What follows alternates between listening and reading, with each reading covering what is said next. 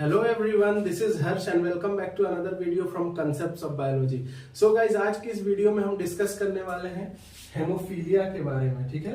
तो हम haemophilia disease के बारे में आज हम डिटेल में जानेंगे, ठीक है। इसके बारे में बात करेंगे कि हेमोफीलिया डिजीज क्या है, ठीक है, ये डिजीज कैसे हुआ करती है, और जानेंगे कि कितने टाइप का हेमोफीलिया होता है, ठीक है, इस डिजीज के कितने टाइप्स हैं, ठीक है। तो इन सभी चीजों को हम जानेंगे और भी जो इम्पोर्टेंट चीजें हैं इससे जुड़ी हुई उसको हम डिटेल में जानेंगे, ठीक है।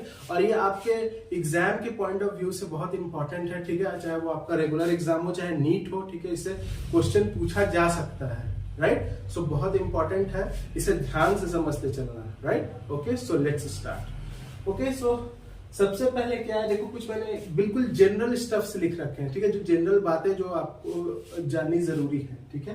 पहली चीज क्या है, देखो, it is a x linked recessive disease, ठीक है। एक्स लिंक्ड कैसा है, एक्स लिंक्ड, और ये रिसेसिव डिजीज है, ठीक है, एक्स क्रोमोसोम पे पाया जाता है, एक्स लिंक्ड है, ध्यान में रखना।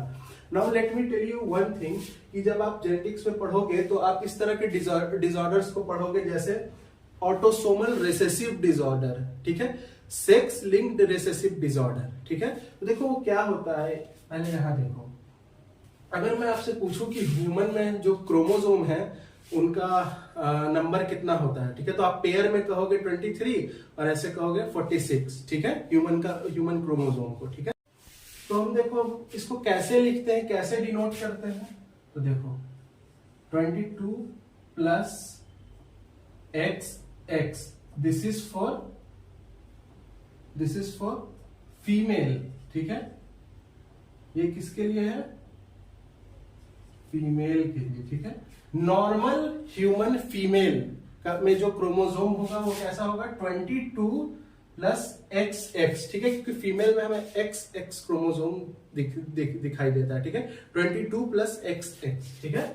अच्छा, अगर नॉर्मल मेल की मैं बात करूं तो देखो ये होगा 22 प्लस XY, ठीक है, ध्यान से समझना, 22 plus XY, this is for normal male, ठीक है। अब देखो क्या है कि अगर कोई डिजीज ऑटोसोमल है, ठीक है, अगर ऑटोसोमल डिजीज है तो इस वाले देखो ये इधर जो 22, ये जो आपको दिख रहा है ना, इस वाले से इससे रिलेट करेगा, ठीक है। ये जो 22 लिखा हुआ है ऑटोसोम्स जो है, ठीक है, ये जो ऑटोसोम्स, इनको हम कहते हैं autosomes. Let me right it here, देखो मैं आपके लिए लिख दे रहा हूं, ध्यान से समझो इस बात को, ये है ऑटोसोम्स, ठीक है, और ये है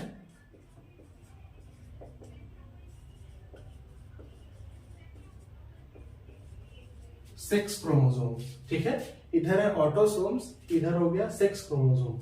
तो कुछ डिजीज आप जो पढ़ोगे ऑटोसोमल रिसेसिव डिजीज, ठीक है, ऐसा पढ़ते होंगे, तो ये ऑटोसोम्स में होता है, ठीक है। कुछ आप पढ़ोगे पढ़ोगे सेक्स लिंक्ड रिसेसिव डिजीज, तो सेक्स लिंक्ड में अब क्या हो सकता है, एक्स लिंक्ड हो सकता है, सेक्स, देखो यहाँ पे सेक्स जो क्रोमोसोम है कितने हैं, 2 है, ठीक है, एक पेयर है, ठीक है, या तो XX है या XY है, ठीक है। तो किसमें हो सकता है, या तो X क्रोमोसोम से रिलेटेड हो सकता है या फिर Y क्रोमोसोम से रिलेटेड हो सकता है, ठीक है। आई होप कि ये जो छोटा सा मैंने आपको बात बताया ये आपको समझ में आई होगी, राइट। ओके, चलो नाउ लेट्स मूव ऑन। अब क्या है, सबसे पहला बात जो मैंने आपको बताया, it is x linked recessive disease, तो आप समझ लोगे एक्स लिंक्ड यानी ये सेक्स क्रोमोसोम से रिलेटेड है, ठीक है, सेक्स लिंक्ड डिसऑर्डर है, ठीक है। चलो, it is also known as bleeders disease, इसको हम ब्लीडर्स डिजीज भी कहते हैं, ध्यान रखना, छोटी छोटी बातें क्वेश्चन पूछा जा सकता है, ठीक है। इसको हम क्या कहते हैं, ब्लीडर्स डिजीज, ठीक है। और एक इसको हम क्या नाम देते हैं, रॉयल डिजीज भी नाम देते हैं, ठीक है। इन रॉयल डिजीज हालांकि यहाँ मैंने लिख नहीं रखा, बट नोट कर लेना, ठीक है। It is also known as haemophilia is also known as royal disease, okay. अच्छा, अब बात करते हैं कि हम इसको ब्लीडर्स डिजीज क्यों कहते हैं, अभी हम डेफिनेशन से समझ जाएंगे, ठीक है, क्यों कह रहे हैं, ओके।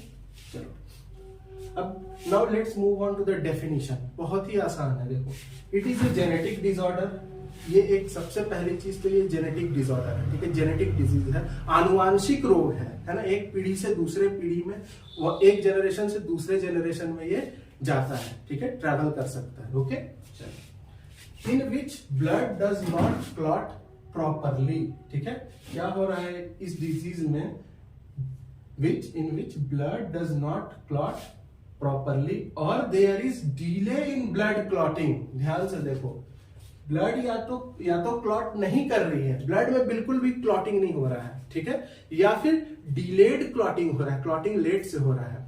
अब देखो, जैसे सपोज कि कहीं हमारे स्किन पे कट छिल गया, ठीक है, या ड्यूरिंग सर्जरी के समय, ठीक है, क्या होता है, ब्लड का लॉस होता है, ब्लड रिलीज होता है, ठीक है। तो अगर सपोज कि थोड़ा बहुत कुछ कट लग जाता है बॉडी पे, हम खेल रहे हैं, ठीक है, अगर कहीं बॉडी में चोट लग गया, ठीक है, ब्लड अगर रिलीज होने लगा, तो अब छोटे मोटे कट में भी क्या होगा, थोड़ा बहुत अगर कट रहेगा, एक बिल्कुल स्मॉल कट भी रहेगा, ठीक है, तो क्या होगा कि ब्लड जो है वो क्लॉट ही नहीं होगा, ठीक है, खून का जो बहना है, जैसे जो खून का बहना कुछ देर बाद बंद हो जाता है, ठीक है। तो देखो, जो ह्यूमंस में जो नॉर्मल ब्लड क्लॉटिंग जो टाइम होता है वो लगभग 2 to 8 मिनट्स के आसपास का हुआ करता है, ठीक है। तो अब देखो, इस केस में क्या होगा कि वो जो क्लॉटिंग का जो टाइम है वो बहुत बढ़ जाएगा, या तो डिलेड क्लॉटिंग। देखो ध्यान से, पहले इस डेफिनेशन को पढ़ो, क्या होगा देखो, in which blood does not clot, या तो ब्लड ठीक से क्लॉट ही नहीं होगा, ठीक है, पूरी तरह से ब्लड क्लॉट ही नहीं होगा, अगर रिलीज हो रहा है तो रिलीज होते जाएगा, या फिर क्या हो सकता है, डीले क्लॉटिंग में लेट होगा, ठीक है, डीलेड क्लॉटिंग होगा, ठीक है।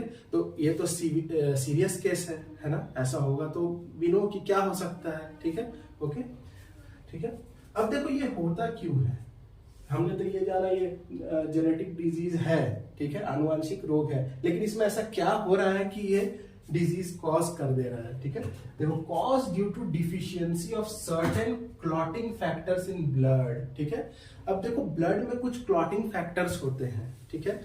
अगर आपने क्लास 11th में सर्कुलेटरी सिस्टम वाला अगर आपने चैप्टर पढ़ा है तो वहां आपने ये ब्लड क्लॉटिंग फैक्टर्स के बारे में, ब्लड क्लॉटिंग कैस्केड का जो मैकेनिज्म है वो शायद आपने पढ़ रखा हो, ठीक है। अगर नहीं भी आपने पढ़ा तो मैं अभी आपको यहाँ पे जो चीजें समझने की जरूरत है वो मैं आपको समझा दे रहा हूँ, ठीक है, आपको बात समझ में आ जाएगी, ठीक है। ओके, चलो देखो, यहाँ पे क्या है कि 2 जो इंपॉर्टेंट फैक्टर्स हैं, ठीक है, वो ब्लड में एब्सेंट है। कौन कौन से वो फैक्टर है, क्लॉटिंग फैक्टर 8, ध्यान देना, ठीक है, this is clotting factor 8 and 9, ठीक है। कौन कौन से वो 2 क्लॉटिंग फैक्टर हैं जो जिनके एब्सेंट होने के कारण ये हो सकता है, या तो क्लॉटिंग फैक्टर 8, ठीक है, या फिर क्लॉटिंग फैक्टर 9, ठीक है। ये 2 क्लॉटिंग फैक्टर हैं जिसके कारण ये होता है। ओके, चलो, अच्छा, अब ये कितने टाइप का है, based on this clotting factor, कि कौन सा क्लॉटिंग फैक्टर प्रेजेंट है, ठीक है, कौन सा एब्सेंट है, उसके बेसिस पे कितने टाइप का है। देखो, 2 तरह का है, ठीक है, हेमोफीलिया ए, ध्यान से आप पढ़ो, हेमोफीलिया ए, आई होप कि विजिबल हो, क्लियर हो, है ना।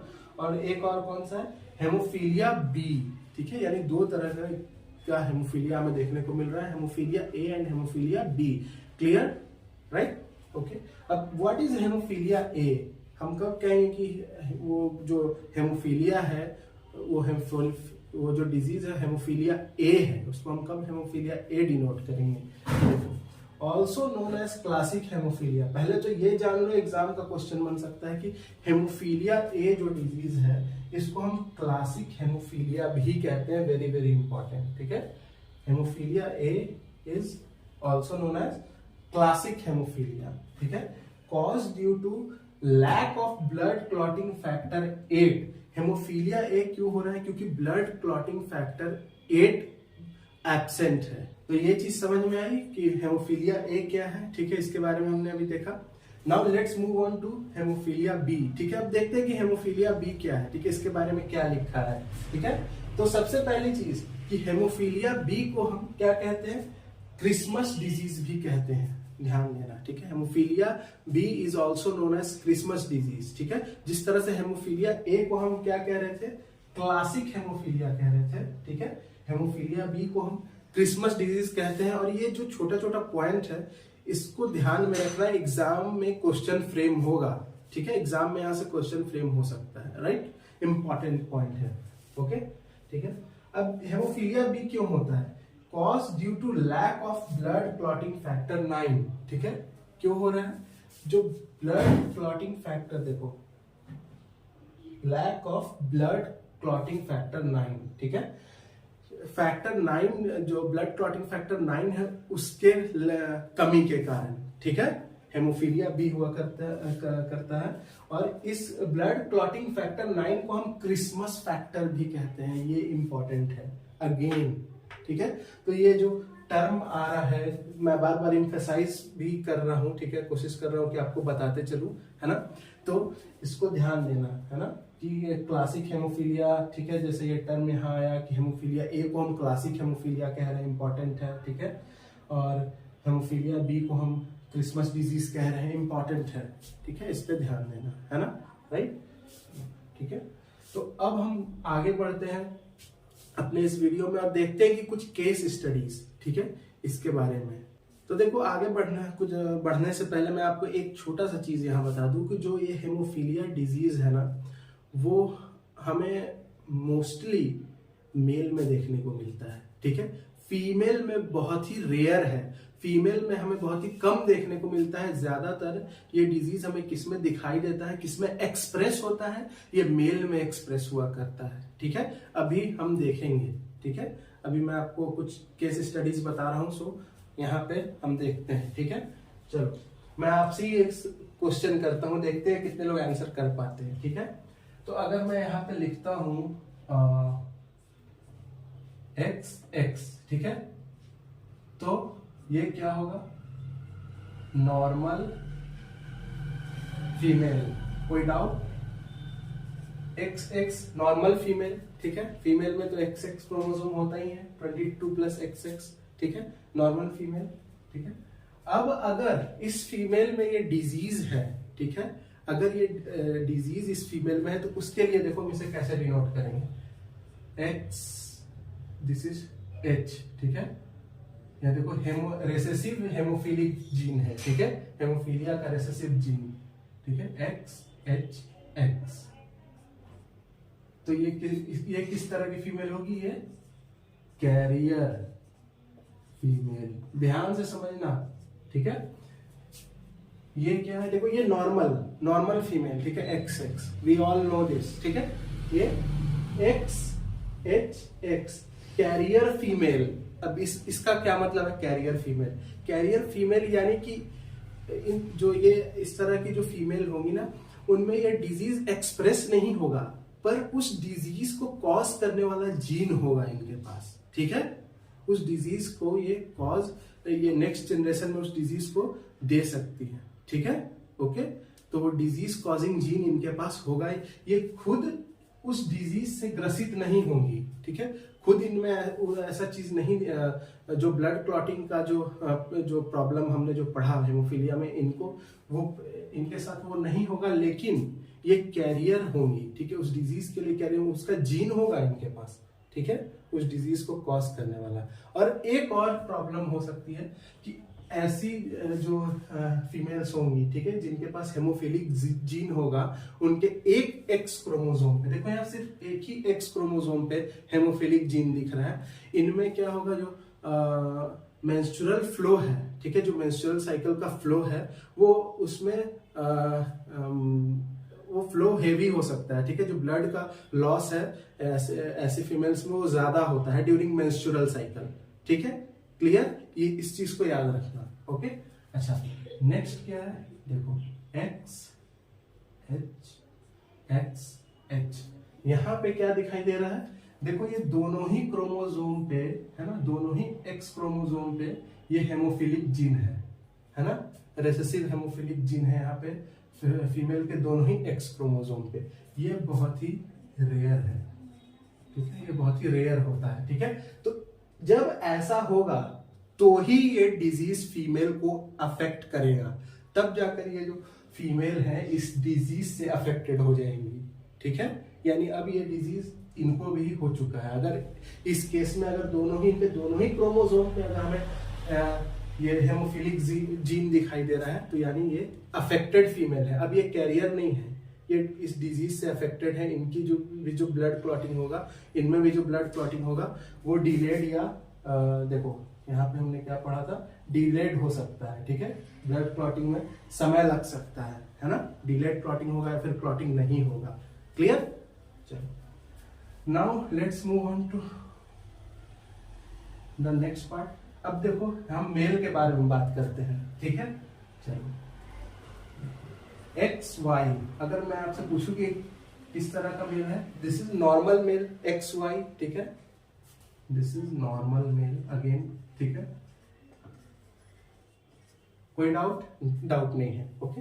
चलो अब एक्स एच वाई, ठीक है।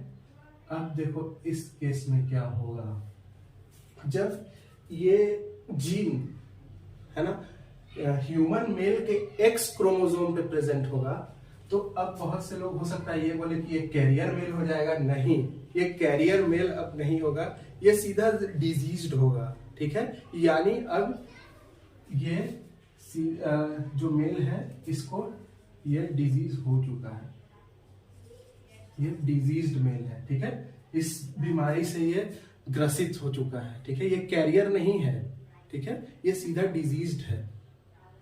आ रही है बात समझ में? अब आप ऐसा पूछ सकते हो कि ऐसा क्यों? क्योंकि देखो ये जो ये डिजीज है वो एक्स लिंक्ड रेसेसिव डिजीज है, अभी अभी हमने पढ़ा, ठीक है, एक्स लिंक्ड रेसेसिव डिजीज है, ठीक है। तो अब यहाँ क्या हो रहा है कि जब जो फीमेल है उनके पास तो जो दोनों सेक्स क्रोमोसोम है वो एक्स एक्स ही है, तो जब तक दोनों क्रोमोसोम पे ये जीन ना हो, ये हेमोफीलिया का जीन ना हो, तब तक फीमेल डिजीज नहीं होंगी, ठीक है। अगर सिंगल क्रोमोसोम पे होगा तो ये कैरियर होंगी। देखो ध्यान से देखो, अगर सिर्फ एक क्रोमोसोम पे होगा तो female, let me draw a circle here, ठीक है, मैं आपके लिए फिर से लिख दे रहा हूं। तो देखो एक क्रोमोसोम पे यहाँ पे अगर ये जीन प्रेजेंट है, सिंगल क्रोमोसोम पे कैरियर फीमेल है, ठीक है। अगर दोनों पे हो जा रहा है तो ये डिजीज्ड है ना, तो ये रेयर हुआ है और डिजीज्ड है। लेकिन अगर erase this, okay, I hope कि यहाँ पे आपको विजिबल हो मेरी हैंडराइटिंग, है ना। लेकिन यहाँ पे देखो क्या है, मेल के केस में मेल के पास तो एक ही एक्स क्रोमोसोम है ना, तो उसके कारण यहाँ पे ये उसी एक्स क्रोमोसोम पे ये जीन अपने आप को एक्सप्रेस कर दे रहा है ना। तो male will never be the carrier. ध्यान रखना, क्वेश्चन आ सकता है कि हेमोफीलिया का कैरियर कभी मेल नहीं हुआ करता है, ठीक है, मेल सीधा अफेक्टेड होगा, है ना, और जो फीमेल होंगी वो कैरियर भी हो सकती है और अफेक्टेड भी हो सकती है, ठीक है। लेकिन जो ये अफेक्टेड वाला ये जो चांस है ये रेयर है, ठीक है।